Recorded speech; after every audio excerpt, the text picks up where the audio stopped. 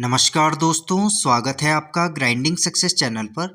दोस्तों, आज इस वीडियो में हम मौलिक कर्तव्य यानी फंडामेंटल ड्यूटीज़ के बारे में पढ़ेंगे कि मौलिक कर्तव्य क्या है और इन्हें भारतीय संविधान के कौन से भाग में और किस अनुच्छेद में इनके संबंध में बताया गया है।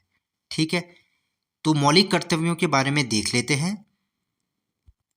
मौलिक कर्तव्यों को भारतीय संविधान के भाग 4 क के अनुच्छेद 51 क में बताया गया है, जिनका पालन करना भारत के प्रत्येक नागरिक का कर्तव्य है, जिससे राष्ट्र की एकता, अखंडता, लोकतंत्र और सामाजिक समरसता बनी रहे।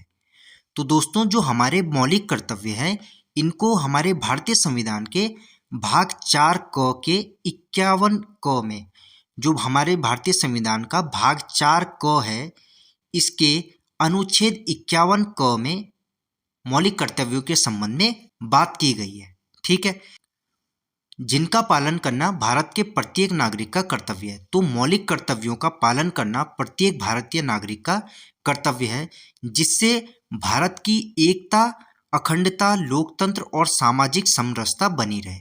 ठीक है, तो ये है मौलिक कर्तव्य यानी फंडामेंटल ड्यूटीज, जिन्हें भारतीय संविधान के भाग 4 क के अनुच्छेद 51 क में बताया गया है।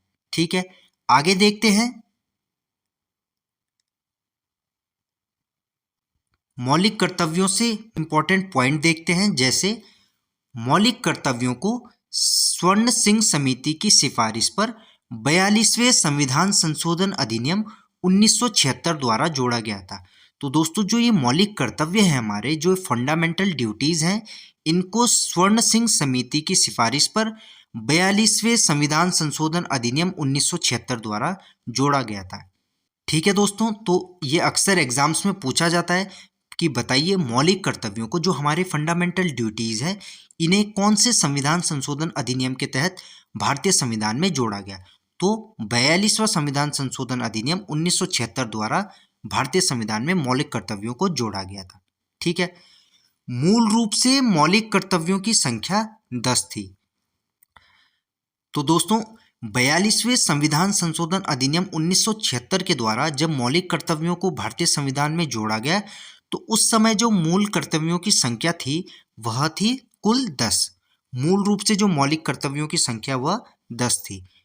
इसके बाद नेक्स्ट है 86वें संविधान संशोधन अधिनियम 2002 द्वारा 11वां मौलिक कर्तव्य जोड़ा गया, जो कि बच्चों की शिक्षा से संबंधित है।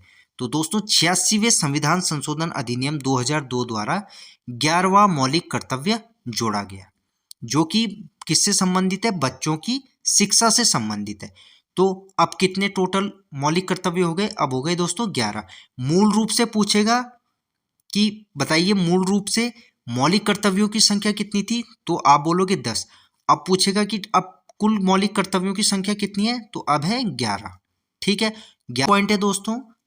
मौलिक कर्तव्यों को भारत ने सोवियत संघ यानी रूस के संविधान से लिया गया है।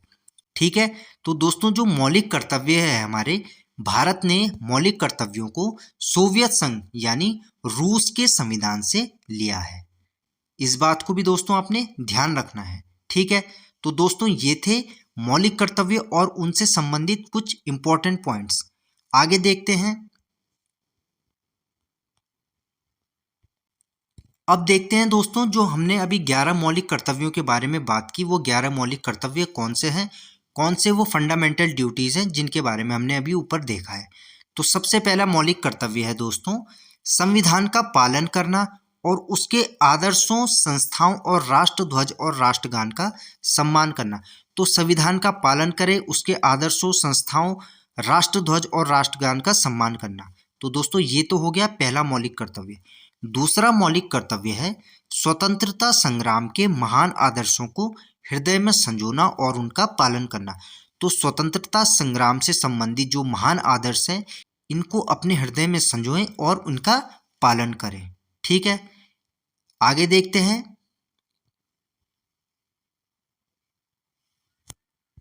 तीसरा मौलिक कर्तव्य है दोस्तों, भारत की संप्रभुता, एकता और अखंडता की रक्षा करना और उसे बनाए रखना।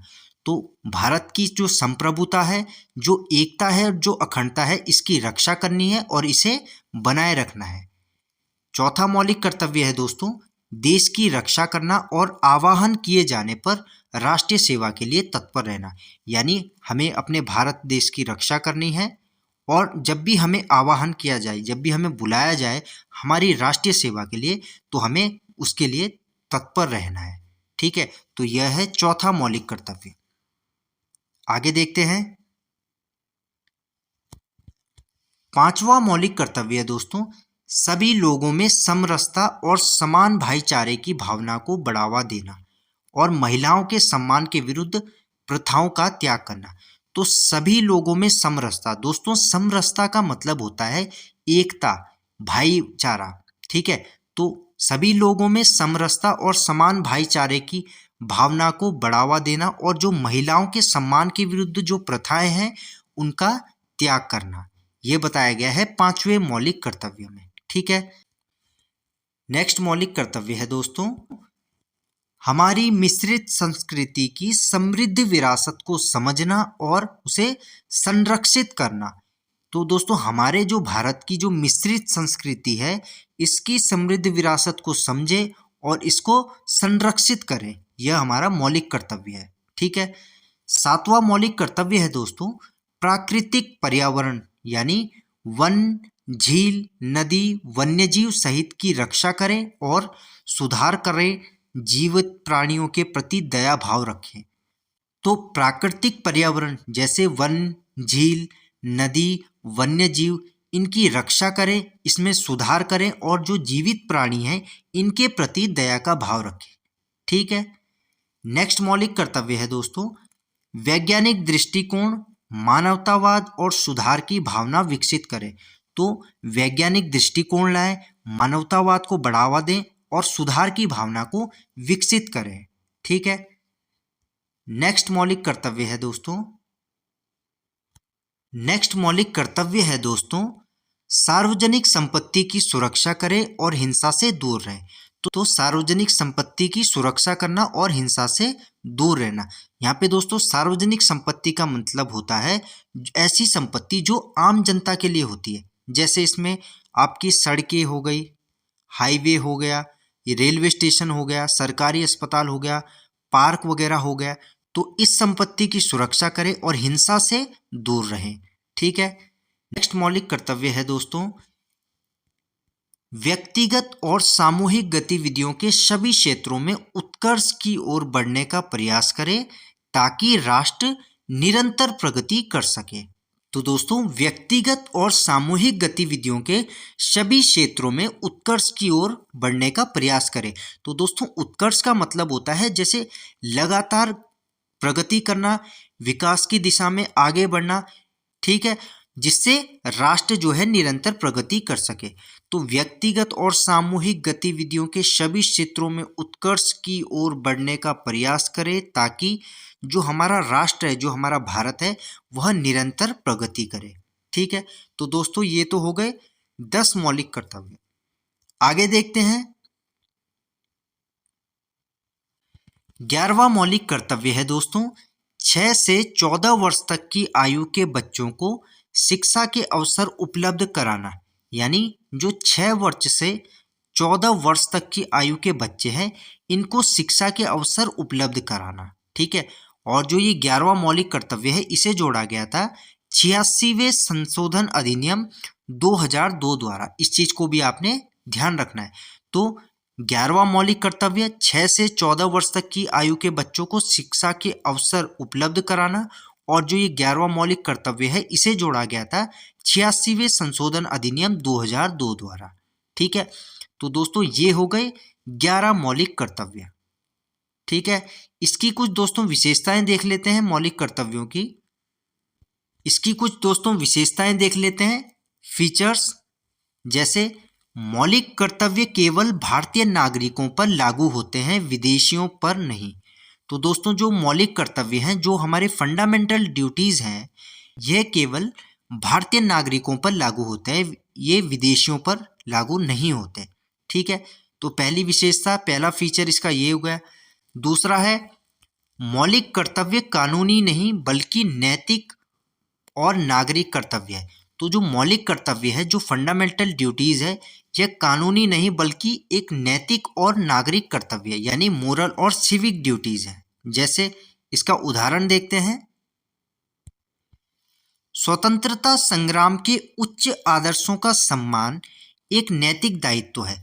जो दोस्तों हमारे स्वतंत्रता संग्राम के जो उच्च आदर्श हैं, इनका सम्मान करना यह एक नैतिक दायित्व है, यानी एक मॉरल ड्यूटी है। जबकि भारत के राष्ट्रीय ध्वज एवं राष्ट्रगान का आदर करना यह प्रत्येक नागरिक का कर्तव्य है। नेक्स्ट पॉइंट है दोस्तों, मौलिक कर्तव्य गैर न्यायिक हैं, यानी इनके उल्लंघन पर अदालत में मुकदमा नहीं चलाया जा सकता। तो दोस्तों जो मौलिक कर्तव्य हैं, जो हमारी फंडामेंटल ड्यूटीज हैं, यह गैर न्यायिक है, यानी ये न्यायालय द्वारा लागू नहीं किए जा सकते, यानी ये न्यायालय से संबंधित नहीं है, ये न्यायिक प्रक्रिया के अंतर्गत नहीं आता। तो इनके उल्लंघन पर अदालत में मुकदमा नहीं चलाया जा सकता क्योंकि ये गैर न्यायिक है। ठीक है। नेक्स्ट पॉइंट है दोस्तों, मौलिक कर्तव्य नागरिकों में अनुशासन और सामाजिक जिम्मेदारी की भावना विकसित करते हैं। जो मौलिक कर्तव्य हैं, जो फंडामेंटल ड्यूटीज हैं, ये नागरिकों में एक अनुशासन और सामाजिक जिम्मेदारी की भावना को विकसित करते हैं। ठीक है। तो दोस्तों ये थे कुछ इंपॉर्टेंट पॉइंट्स मौलिक कर्तव्यों से संबंधित। ठीक है। इससे संबंधित दोस्तों एक केस लॉ है, MC Mehta versus union of India 1987 का ये केस है। इस केस के संबंध में दोस्तों कोर्ट ने कहा था कि जो ये मौलिक कर्तव्य हैं, जो हमारे फंडामेंटल ड्यूटीज हैं, यह संविधान का एक अभिन्न अंग है और हमें अपने मौलिक कर्तव्यों का पालन करना चाहिए। इस केस में दोस्तों न्यायालय ने कहा कि प्रत्येक नागरिक जो है अपने मौलिक कर्तव्य का पालन करे, वह पर्यावरण की रक्षा करे, उसका सुधार करे और जितने सभी जीव हैं इनके प्रति दया भाव की भावना रखे। ठीक है। इस केस के संबंध में न्यायालय ने पर्यावरण की रक्षा, उसका सुधार करें, सभी जीवों के प्रति करुणा दया भाव रखें। तो इस संबंध में न्यायालय ने ये बात कही और न्यायालय ने यह भी कहा कि मौलिक कर्तव्य जो है संविधान का एक अभिन्न अंग है। ठीक है। तो दोस्तों ये थे मौलिक कर्तव्य और उनसे संबंधित कुछ महत्वपूर्ण बातें। मिलते हैं दोस्तों आपसे ऐसी ही एक और वीडियो में एक नए टॉपिक के साथ। धन्यवाद।